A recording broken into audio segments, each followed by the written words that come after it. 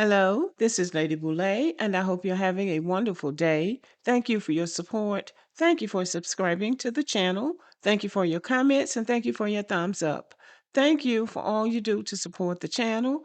And yes, we are commanded to love one another, whether we want to or not, or whether we agree with each other or not. Well, as we know, yesterday, January 19th, was the celebration and commemoration of Dr. Martin Luther King's birthday. According to reporting from USA Today, President Donald Trump did not acknowledge MLK Day for most of the day, which led to public criticism from civil rights groups. After the criticism, he released an official proclamation later that evening calling on Americans to recommit themselves to Dr. King's dream. The proclamation avoided discussing racial inequities, which is a departure from how previous presidents typically framed the holiday. Trump did not attend any public MLK Day events, spending the day at Mar-a-Lago and later attending the National College Football Championship in Miami. So that is how he chose to spend the day. What I want to say in this video is that Dr. Martin Luther King's legacy is the main thing. Dr. Martin Luther King's legacy doesn't need validation from any politician. His work reshaped the moral direction of this country. So whether someone acknowledges the holiday or not, the impact remains the same. Things changed because of Dr. Martin Luther King. The laws changed, the culture shifted, the world learned a new language of justice, and we hear about that all the time, not only in Asia and Latin America, but in the Caribbean and in Africa. Dr. King's legacy is built on sacrifice, courage, and collective struggle, and it stands on its own. Legacy is measured by impact, not by who chooses to acknowledge it. So it's important for those of us who had tremendous respect for Dr. King and who honor his legacy know that his dream wasn't about presidential recognition. It was about justice, equality, and the moral courage of everyday people. There have been about 10 presidents since Dr. Martin Luther King was assassinated. Most people don't even remember them. They might remember one or two of them, but the older you get, the fewer of them you remember. But everybody remembers Dr. Martin Luther King. I watched part of the commemoration from Ebenezer Baptist Church yesterday, the church that Dr. King pastored and that his father also pastored. And there was a group of children from Korea came to sing for the congregation, and it was beautiful. That is the kind of impact that Dr. King had on the world. He impacted China, Russia, other parts of the world.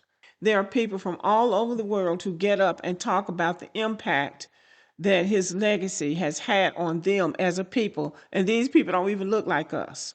So his legacy lives in communities all over the world, in classrooms, in churches, in marches, and in the ongoing fight for fairness. And it has to be noted that Dr. King's efforts moved legislation.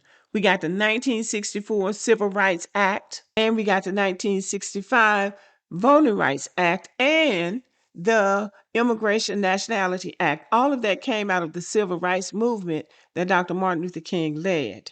And there's other bills and laws that have come out just from the Civil Rights Act. And they are trying to reverse some of those things, but they won't be able to do it totally. But they can do damage. They can do damage, but the legacy still remains. The things that we take for granted now that people complain about, oh, Dr. King didn't do this and didn't do that. But the rights and privileges that we have now are a direct result of some of the laws that were passed under the Civil Rights Act. So let's talk about the Civil Rights Act of 1964. It outlawed discrimination in employment, public accommodations, and education because there was discrimination in employment, in public accommodations, and in education in the United States of America. The Civil Rights Act of 1964 ended Jim Crow segregation nationwide. It also created federal enforcement mechanisms. And that is what Donald Trump, this administration, is trying to roll back. Let's talk about the Voting Rights Act of 1965. His Selma campaign and the Selma to Montgomery March were pivotal in securing this Voting Rights Act. It eliminated literacy tests. Some people didn't know that. You go to register to vote, and then they got a jar full of jelly beans, and you got to guess how many jelly beans are in the jar. Yes, that really happened. The Voting Rights Act also authorized federal oversight of elections in discriminatory states. It also dramatically increased Black voter registration and political participation. These legislative victories are directly tied to the movement that Dr. Martin Luther King led. So, let's not get it twisted now. People get on YouTube now and they run their mouth and they'll be talking about what all Dr. Martin Luther King didn't do and he shouldn't have done this and he shouldn't have done that. Let's not get it twisted. If Dr. Martin Luther King had been sacrificed, a lot of the stuff that we're enjoying now, we would not be enjoying them. And all of these immigrants coming over here running their mouth and getting their jobs and education and trying to flex on us, they wouldn't be here. They don't believe that, but they would not be. Furthermore, because of the Voting Rights Act, Black voter registration surged across the South. Black elected officials increased at every level of government. Now, when we say that Black people were the reason President Obama was elected, this is what it means. When Barack Obama and Hillary Clinton were running in the Democratic primary, Hillary Clinton was expected to win. But in order to win the Democratic primary, you have to come through the southern states. And the majority of the Black people living in the South are Democrats.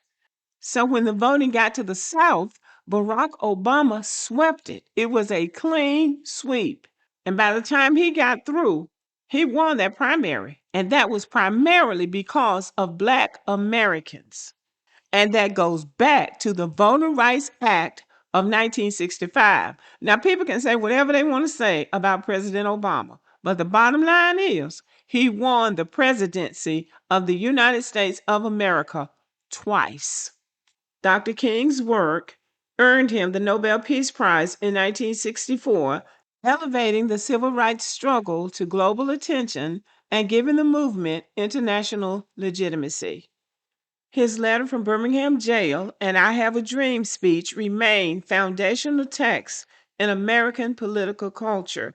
Now, everybody knows about the I Have a Dream speech, but maybe not so many people know about Letter from Birmingham jail, where he admonishes white preachers for not really preaching about justice and for upholding segregation.